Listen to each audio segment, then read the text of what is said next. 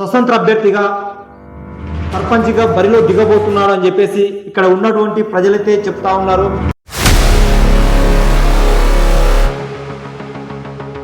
నా విలేజ్ని డెవలప్ చేసుకోవాలి అనుకున్నప్పుడు నేను పిల్లల కాడ నుంచి స్టార్ట్ చేయాలి.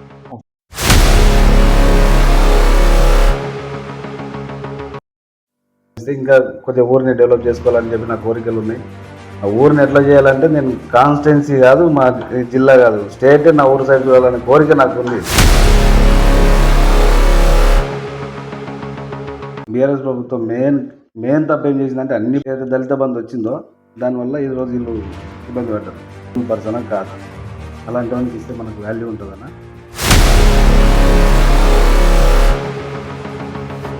నా కాంగ్రెస్ పార్టీలో ఉన్న వాళ్ళందరూ నా ఫ్రెండ్స్. ఎందుకంటే హలో హాయ్ నమస్తే. మనం ప్రస్తుతం అయితే దేవరకద్ర నియోజకవర్గ కేంద్ర పరిధిలో ఉన్నటువంటి దేవరకద్ర మండలం వెంకటేపల్లి విలేజ్లో అయితే ఉన్నాం. ఇక్కడ వెంకటేపల్లి గ్రామానికి సంబంధించినటువంటి వ్యక్తి అయితే మన దగ్గర ఉన్నారు.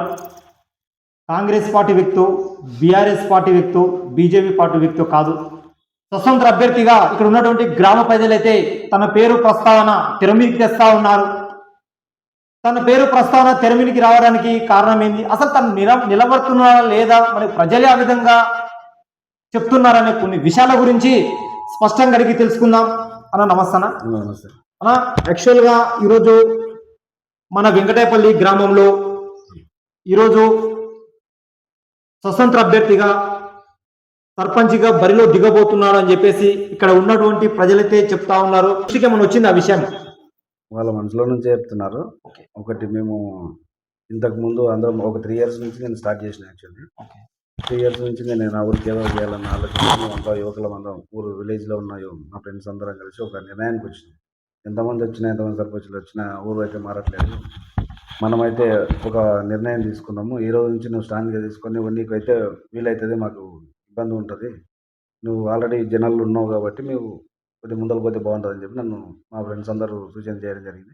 అప్పుడు నేను కూడా సరే నాకు ఊరికి ఎంతో కొంత చేయాలని ఆశ ఉంది కాబట్టి నన్ను వాళ్ళు అప్రోచ్ చేయడం జరిగింది. కాబట్టి నేను కూడా సరే నేను ఈ రోజు నుంచి దిగుతున్నా, మనం అందరం ఐక్యమత్యంగా ఉండాలి, ఎవరు ఎన్ని చేసినా కూడా ఐక్యమత్యంగా ఉండాలని చెప్పి దిగడం జరిగింది. అది అట్లనే కొనసాగిస్తూ వస్తున్నాం. కానీ లోకల్ బాడీ ఎలక్షన్ రాకంటే ముందు 3-4 సంవత్సరాల నుంచే మీరు ప్రజాక్షేత్రంలో ఉన్నారు. అంటే ప్రజలకు నీ వంతు సహాయ సహకారాలు అందిస్తూ అదేవిధంగా కొన్ని విషయాలు కూడా మా దృష్టికి వస్తున్నాయి. అదేవిధంగా ఇక్కడ ఉన్నటువంటి స్కూల్లో కానీ కరెక్ట్ కానీ అదేవిధంగా ఈ పంపిణీ కార్యక్రమాలు అంటే మీ చేత్తో మీరు చేస్తూ ఉన్నారు అని చెప్పేసి ఇక్కడ ఉన్నటువంటి గ్రామ ప్రజలైతే చెప్తా ఉన్నారు. వాళ్ళకి చేయడానికి కారణం ఏమైనా ఉండొచ్చు. అదే నేనేమంటున్నా, గవర్నమెంట్ స్కూల్ పిల్లలు అనేసరికి మా ఊర్లో ముఖ్యంగా ఏమైందంటే ప్రైవేట్ స్కూళ్ళకి అందరూ అలవాటు పడ్డారు. మేమంటే కొంతమంది ఊరు వదిలేసిపోయి హైదరాబాద్లో బతుకుతున్న వాళ్ళు ప్రైవేట్ స్కూల్లో వేస్తున్నారు. వాళ్ళకు గవర్నమెంట్ స్కూల్ అందుబాటులో లేకపోవడం వల్ల వేస్తున్నారు.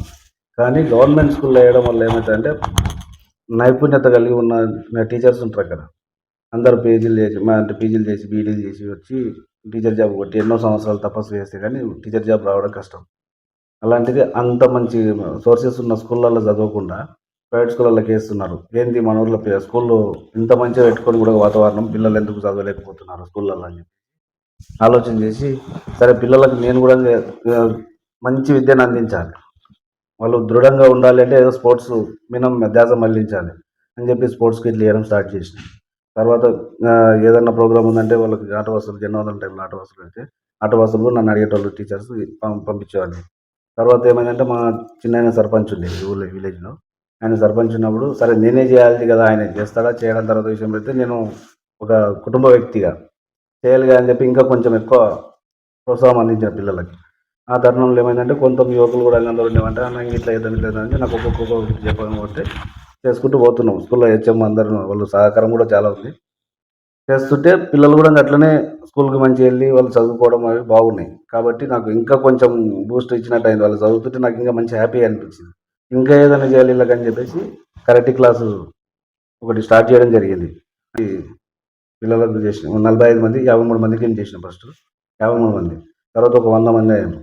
100 మందికి క్లాస్ పెట్టించి ఒక మాస్టర్ని సపరేట్గా మంత్లీ జీతం ఇచ్చి గవర్నమెంట్ ఇంతకుముందు గవర్నమెంట్ ఏం చేసిందంటే నవంబర్, డిసెంబర్, జనవరి 3 నెలలకు ఓన్లీ లేడీస్కి నేర్పమని చెప్పి ఇచ్చారన్నమాట. ఆ టైంలో నాకు హెచ్ఎం మేడం నేను డిసెంబర్ ఆగస్టు 15 దేనికో జెండాకు పోయినప్పుడు ఇట్లా ఉంది అని చెప్పారు. చెప్పినప్పుడు అట్లా ఎందుకు మొత్తం కంటిన్యూగా 365 మా స్కూల్ ఎన్ని రోజులు ఉందో అన్ని రోజులు మొత్తం కంటిన్యూగా మగ పిల్లలకి ఆడపిల్లలకు స్కూల్ మొత్తం నేర్పియండి. దానికి ఏమైనా ఖర్చు ఉంటే నేను ఇస్తాను అని చెప్పి చెప్పడం జరిగింది. ఆ హెచ్ఎం గారు గైడ్ మాస్టర్ నాకు పంపిస్తే నేను అదే ఆ స్కూల్కి వచ్చే గైడ్ మాస్టర్తో మాట్లాడి నేను క్లాస్ ఇప్పిస్తున్నాను. వాళ్ళకి అన్ని సదుపాయాలు బెల్టులు మన ఎస్పీ మేడం కూడా పిలిచి ప్రోగ్రామ్ చేయడం జరిగింది. మహబూబ్ నగర్ ఎస్పీ మేడం పిలిచి జానకి మేడం పిలిచి చేయడం జరిగింది. మేడం కూడా చాలా అప్రిషియేట్ చేసిపోయారు. ఆమె కూడా ఇలాంటి కార్యక్రమాలు చేస్తున్నారు కాబట్టి చాలా బాగుంటుందని చెప్పి కూడా మనకు కొద్దిగా చేసిపోయింది.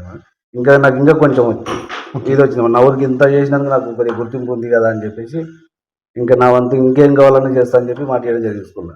అట్లా పిల్లలకి ఏదైనా చేస్తే ఈరోజు నేను మా ఊరు అంటే నా విలేజ్ని డెవలప్ చేసుకోవాలి అనుకున్నప్పుడు నేను పిల్లల కాడ నుంచి స్టార్ట్ చేయాలి. నేను ఒకే ఉద్దేశం ఏంటంటే పిల్లల కాడ నుంచి డెవలప్ చేసుకుంటూ వస్తే నా ఊరిని రేపు పొద్దుగా మార్చుకోగలుగుతాను. ఈరోజు పెద్ద మనుషులకు మారాలంటే అంత ఈజీ కాదు. చిన్నపిల్లల కాడ నుంచి మార్చుకుంటూ వస్తే వాళ్ళు నన్ను చూసి వాళ్ళు నేర్చుకుంటారు. వాళ్ళు ఇంకా కొంతమందిని మార్చుకుంటూ వస్తారు కాబట్టి నేను వాళ్ళతో నుంచే స్టార్ట్ చేసినాను.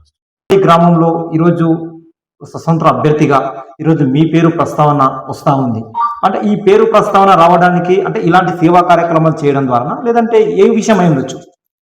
అంటే మేము ముఖ్యంగా చెప్పాలంటే వ్యక్తి మంచోడు, అందరితో కలిసి ఉంటాడు, యువకుడు. ఇన్ని రోజులు చేసిరు, పేద మనుషులు ఇద్దరు ఉన్నారు, వాళ్ళు చేసిరు, వాళ్ళ ఏజ్ పర్సన్స్, యువకుడు అయితే బాగుంటుంది అనే ఆలోచనతోనే ఊరు యువకులందరూ జనాలు కూడా గ్రామ మహిళలు కూడా అందరూ ప్రోత్సహించడం జరుగుతుంది. వాళ్ళ కోరిక మేరకే నేను దిగుతున్నాను కాబట్టి అందరూ కూడా నా మీద ప్రేమతోనే చూస్తున్నారు. అదే ఆశీర్వాదం ఇస్తే ఇంకా కొంచెం ఊరిని డెవలప్ చేసుకోవాలని చెప్పి నా కోరికలు ఉన్నాయి. ఆ ఊరిని ఎట్లా చేయాలంటే నేను కాన్స్టిట్యున్సీ కాదు, మా జిల్లా కాదు, స్టేట్ నా ఊరు సైడ్ చూడాలనే కోరిక నాకు ఉంది. అట్లా వేసి చూపిద్దామని చెప్పి నేను స్వతంత్ర అభ్యర్థిగానే ఉండాలనుకుంటున్నా. ఎందుకు అంటే ఇంతకుముందు ఒక పార్టీకి మా ఫ్యామిలీలో ఉన్నారు కాబట్టి ఒక పార్టీకి చేసిన సేవ చేస్తున్నా. సరే, మంచి వ్యక్తి. నేను అంటే రాజకీయంగా నేను లేను ఎప్పుడు కూడా. విలేజ్లో పిల్లల పరంగా వీరు ఈ పార్టీ ఆ పార్టీ నేను అవన్నీ భేదాలు అప్పటి నుంచి లేవు, ఇప్పుడు లేవు. అయితే అప్పుడు ఏం చేసిన అంటే కొంత కుటుంబంలో ఉన్నారు కాబట్టి తిరగాల్సి వచ్చింది, తిరిగినాం. ఆ క్రమంలో ఏమైందంటే లాస్ట్లో ఎలక్షన్ టైంలో సరే నేను కొన్ని విషయాల్లో మా ఊళ్ళో యువతకి ఏం జరిగింది అంటే కొంతమంది వ్యక్తులు బీసీ బంద్ వచ్చింది. బీసీ బంద్ వచ్చిన క్రమంలో నేను అప్పుడు ఎమ్మెల్యే గారు కూడా చెప్పడం జరిగింది. ఇదే ఎట్లుందంటే ఒక విలేజ్లో బీసీ బంధు ఒక 10 వస్తున్నాయా, 5 వస్తున్నాయా, 2 వస్తున్నాయా, 1 వస్తున్నాయా, వాని స్థితిగతులు చూసి ఊరు మొత్తంలో మీటింగ్ పెట్టి ఇస్తే చాలా బాగుండేది. బీఆర్ఎస్ ప్రభుత్వం మెయిన్ తప్పేం చేసిందంటే అన్ని పనులు బాగున్నాయి. మిషన్ భగీరథ కానీ చూసుకుంటే వాటర్ సోర్సెస్ వరకు రైతు బీమా ఇచ్చేంత వరకు కూడా అన్నీ బాగున్నాయి. పెన్షన్ల వరకు కూడా బాగుంది. దళిత బంధు వచ్చిందో దానివల్ల ఈరోజు వీళ్ళు ఇబ్బంది పడ్డారు. ఆ క్రమంలో నేను పోయి చెప్పిన ఇబ్బంది అవుతుంది మనకు. ఎమ్మెల్యే గారి దగ్గరికి వెళ్ళిన, నాకు పట్టుకొని ఆలోచన చేసి పోయినా, అన్న ఇది పరిస్థితి ఇలా జరుగుతుంది. సరే, 1 వచ్చిందా 2 వచ్చిందా నాకు తెలియదు. నిజంగా లేనోడు ఎవరు అంటే ఒక అనాథ ఉన్నాడు అనుకోండి, వాడు అనాథ, వానికి ఆస్తి ఏం లేదు, వానికి ఒకటి చేద్దాం. లేదు, వాడికి తినడానికి లేదు, ఏం చేయడానికి లేదు, అలాంటి వాడిని సెలెక్ట్ చేద్దాం. 10 మందిని అడుగుదాం, మీరు నిజంగా ఎలిజిబుల్ పర్సనా కాదా, అలాంటి వానికి ఇస్తే మనకు వాల్యూ ఉంటుందన్నా, పార్టీకి కూడా మైలేజ్ ఉంటుంది. లేనోనికి ఇచ్చిందిరా గవర్నమెంట్ అని అనుకుంటారు, మీకు బాగుంటుంది, మాకు బాగుంటుంది, ఊళ్ళలో తిరిగేటోళ్ళకి అని చెప్పినాం, సూచన చేయడం జరిగింది. ఆయన ఎమ్మెల్యే గారు ఓకే అన్నారు. కానీ కింద ఉన్న కార్యకర్తల వల్ల కొద్దిగా ఇబ్బంది అయింది. ఆ టైంలో ఏమైందంటే నేను అవి చేస్తూ పోతున్న ఒక గ్రామంలో ఏమైందంటే జిఎంఆర్ గారు నన్ను అప్రోచ్ అవ్వడం జరిగింది. వాళ్ళ వ్యక్తులు కానీ నేను ఆ కాంగ్రెస్ పార్టీలో ఉన్న వాళ్ళందరూ నా ఫ్రెండ్స్. ఎందుకంటే అంతకుముందు 10 సంవత్సరాల ముందు కాంగ్రెస్ పార్టీలోనే ఉన్నాం. మిత్రులు, నా క్లాస్మేట్స్, నా దోస్తులు అందరూ. ఇప్పుడు ఎమ్మెల్యే క్యాండిడేట్ ప్రశాంత్ రెడ్డి కూడా వాళ్ళ తమ్ముడు నా క్లాస్మేట్. ప్రశాంత్ రెడ్డి మా సీనియర్, మాకు ఆయన 5 సంవత్సరాలు. అయినా కూడా ఆయనతో మిత్రులలాగానే ఉన్నాం. ఆయన కాదని చెప్పి అప్పుడు కూడా నేను చెప్పిన, నేను ఒక పార్టీలో నా దోస్తాను ఇదే ఉంటుంది కాబట్టి ఆయన ఏ రోజు నన్ను కూడా ప్రశాంత్ రెడ్డి కూడా ఏ రోజు నేను పార్టీలకు రాని చెప్పి పిలవలే. ఎందుకంటే వాడు వాని పరిస్థితి వాడు చేసుకుంటున్నాను, నేను నా పరిస్థితి చేసుకుంటాను అన్నట్టు ఇప్పుడు అడగలే. ఉన్నారు కదా ఫ్యామిలీలో ఒక పార్టీలో. ఆ టైంలో ఏమైంది, మా బీఆర్ఎస్ నాయకులే, నేను ఆ పార్టీలో ఉన్నా కాబట్టి అప్పుడు ఉన్నప్పుడు ఏమైందంటే నన్ను ఎట్లా చూపించారంటే వీడు హైలైట్ అవుతున్నాడు, యూత్లో మొత్తం వీడు హైలైట్ అవుతున్నాడు. ఈయన హైలైట్ అయినంటే ఎమ్మెల్యే గారు మమ్మల్ని పక్కకి ఎక్కడ దొరుకుతారు అన్న ఆలోచనతోన వీడు జిఎంఆర్ని కలిసిండు, వీడు జిఎంఆర్ సపోర్ట్ చేసిండు, అందువల్లనే మా ఊర్లో ఓట్లు పోయినాయి. ఓకే. ఆ ఓట్లు పోవడం కారణం ఏమైందంటే నాకు చెప్పారు. ముందు రోజు నేను ప్రచారం చేస్తుంటే కొన్ని మాటలు అనడం జరిగింది. అందుకు నేను ఏం చేయలేని పరిస్థితులు, నిస్సాయ పరిస్థితుల్లోనే ఎమ్మెల్యే గారు ఫోన్ ఎత్తలేదు, అది జరిగిపోయింది. ఓకే. నేను జిఎంఆర్ ఫోన్ చేసే ముందు ఒకటే చెప్పిన, నేను కొన్ని విషయాల్లో నేను ఏం చేసినా అంటే, జిఎంఆర్ గారు ఫోన్ చేసినప్పుడు, అన్న ఆల వెంకటేశ్వర రెడ్డి గారు మాత్రం నాకు చాలా మంచి పని చేసిండు, నేను అడిగిన పని అడిగినట్టు చేసిండు, కాబట్టి నేను మోసం చేయలేనని చెప్పడం జరిగింది. ఆయన కూడా జిఎంఆర్ గారు కూడా ఏమన్నారంటే, అంత మంచిగా పని చేసినప్పుడు ఇది చేయడం సబబు కాదులే, కరెక్టే ఉన్నావు, ఓకే అని చెప్పి నన్ను మళ్ళీ డిస్టర్బ్ చేయలేదు, నన్ను అడగలేదు. అంతవరకు ఉన్నాం కానీ పార్టీకి ఎప్పుడు నేను ఇది చేయలేదు. కాబట్టి ఇప్పుడు కూడా మళ్ళీ ఏం చేసినంటే, గెలిచినాక కూడా నాకు ఎమ్మని అడిగాడు పార్టీలోకి రాన్నాడు. ఎందుకంటే నిజాయితీ నచ్చి అన్నాడో మరి ఏమన్నాడో తెలియదు, పార్టీలో జాయిన్ గా రామని నాకు ఒకటి ఏమనిపించిందంటే, పూటకోటి మారడు, ఈ యేసుడు బాగుండదు, ఈ ఇల్లు నమ్మలేదు, ఓకే, ఎలాగో ఓకే, ఈయన రమ్మంటున్నాడు, ఓకే, ఇవన్నీ నాకెందుకు, ఇద్దరి మధ్య నాకెందుకు అని నేను ఇండిపెండెంట్ గా పోవాలని చెప్పి డిసైడ్ అయ్యారు. మా యువకులు కూడా అందరూ ఏమన్నారంటే, ఏ పార్టీ వద్దు మనకు, ఓకే, ఓకే, గ్రామ పంచాయతీకి మనకు సింబల్ లేదు, ఓకే, అవును, మనం చేసుకున్నాం, చదువుకున్నాం, ఓకే, చదువుకున్నాము, ఊర్లో ఒక 20 మంది గ్రాడ్యుయేట్లో ఉన్నాం, మంచి చదువుకున్న వ్యక్తులు ఉన్నారు, అందరూ ఉన్నారు, పెద్ద మనుషులు కూడా, అందరు సాయం తీసుకొని మన ఊరిని డెవలప్ చేసి చూపిద్దాం, అందరితో మంచిగా ఉన్నాం, మనకు రాజకీయ పార్టీలతో సంబంధం లేదు, ఒకరి జెండా పట్టాల్సిన అవసరం లేదు, మన పోరాటం మనం చేద్దామని చెప్పి నాకు కొంత బూస్టప్ చేయడం జరిగింది మా యువత మొత్తం. అందుకు నేను ఇట్లా తిరుగుతున్నా. అంటే స్వతంత్ర అభ్యర్థి ఉందో ఒక పార్టీతో సంబంధం లేదు అనే రీతిలో మీ గ్రామ ప్రజలు, అది యువకులు మీ దగ్గర చర్చించారు అన్న. ఇంకొక విషయం అన్న, మీరు ఇప్పుడు ఈ గ్రామ ప్రజలకు కానీ అంటే ఏ కార్యక్రమాలు చేయాలనుకుంటారు ముఖ్యంగా? అంటే ఆల్రెడీ మీరు మొదలు పెట్టారు, అంటే ఈ స్కూల్కి సంబంధించి కానీ చిన్న చిన్న కార్యక్రమాలు కానీ హాస్పిటల్ కానీ ఇలాంటివి సేవా కార్యక్రమాలు చేస్తూ ఉన్నారు. అంటే ఇప్పుడు అయిన తర్వాత, సర్పంచ్ అయిన తర్వాత ముఖ్యంగా కొన్ని గోల్స్ ఉంటాయన్నమాట. మీరు చెప్పారు ఇంతకుముందు, ఈ పలానా వెంకటాయపల్లి ఎక్కడ ఉంది అని చెప్పేసి అడిగే స్థితి తీసుకొస్తా అని చెప్పేసి మీరు చెప్తా ఉన్నారు. అంటే చేసే కార్యక్రమాలు ఏముండొచ్చు? ఒకటి, స్కూల్ విషయానికి వస్తే ఒకటి ఆ రకంగా డెవలప్ చేసుకోవాలని కోరిక ఉంది. ఎట్లా అంటే ప్రైవేట్ స్కూల్ని మా ఊర్లో గవర్నమెంట్ స్కూల్ అని అన్ని గవర్నమెంట్ స్కూల్లో కాకుండా మా ఊర్లో ప్రత్యేకంగా చూపిద్దామని ఉంది నాకు కోరిక. ఇంకొకటి ఏంటంటే, స్కూల్ విషయానికి ఎడ్యుకేషన్ పరంగా నిరక్షరత ఉండాలి, 0%, 100% అక్షరాస్యత కలిగి ఉండాలి ఊరు, అదొక సంకల్పం పెట్టుకున్నా.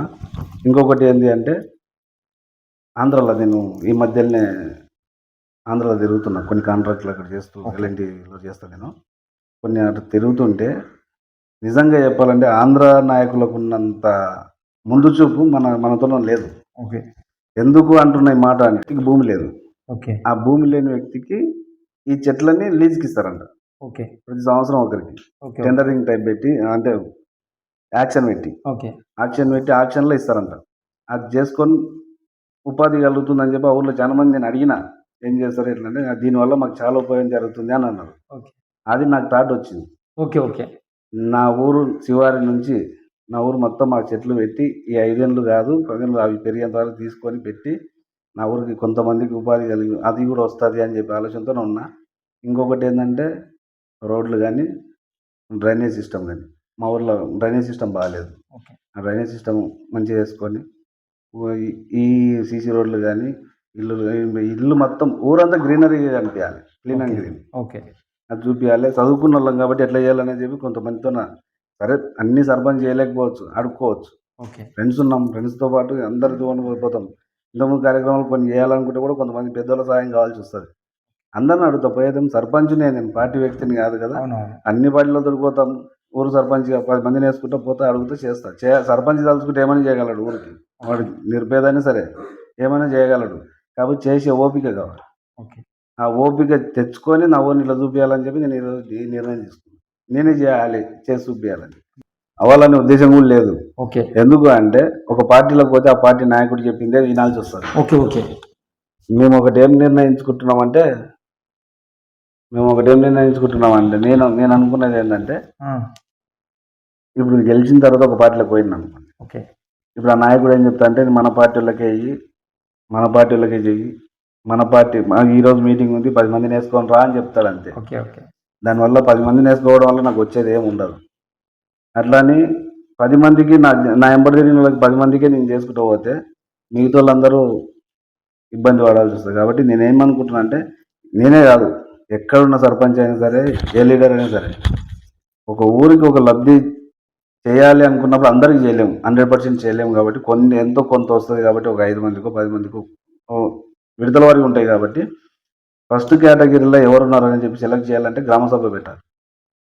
ఊరు మొత్తాన్ని ఒకరోజు నైట్ ఏమవుతుంది పెడితే, ఒకరోజు పెట్టి సమస్యలు తెలుసుకోవాలి. ఇది మన ఊరికి వచ్చింది, నాకు ఒక ఇల్లు వచ్చింది, ఎగ్జాంపుల్ ఒక ఇల్లు వచ్చింది, ఆ ఇల్లు ఎవరికి ఇస్తున్నా అనేది నాకు ఉండాలి, నా విలేజ్ మొత్తం తెలియాలి, జనాలకు మొత్తం తెలిసి ఇవ్వాలి. నేను ఏదో నా ఎంబర్ తిరుగుతున్నాడు కదా ఒక పర్సన్, నా ఎంబర్ తిరుగుతున్నాడు, నేను వానికే ఇవ్వాలి, నేను అదే చేసుకొని పోతే అంటే కాదు కదా. కాబట్టి నేను గవర్నమెంట్ కూడా సూచన అదే చేయగలుగుతున్నాను. నేను ఒకటి చెప్పదలుచుకున్నది ఏంటంటే, ఈరోజు నేను అన్నమాట, ఏ విలేజ్కైనా సరే పెన్షన్తో సహా తీసుకోండి, పెన్షన్ అయినా సరే చిన్న ₹1 ఇవ్వాల్సి వచ్చినా కూడా కరెక్ట్ ఉన్న లబ్ధిదారికే చెందాలి. నిజంగా వాల్యుబుల్ పర్సన్ అంటే ఎవరికి వెంకట ఎంబడి తిరిగిన కాకుండా నిజంగా అవతలకే ఇయ్యి. నీ ఎంబడి తిరిగాడు, నీకు డెడ్ అంటే ఆపోజిట్ ఉండొచ్చు, కానీ పేదోడు వానికి ఇవ్వాలి. అప్పుడే వాడు మారుతాడు, సమాజం మారుతాడు, గవర్నమెంట్ మంచి పాజిటివిటీ వస్తుంది. కాబట్టి నేను అది కోరుకుంటున్నా. నేను నా ఊర్లో అయితే నేను అట్లా చేసి చూపించి అన్ని ఊర్లకు ఇది నేర్పించే విధంగా పోవాలని చెప్పి నేను అనుకుంటున్నాను.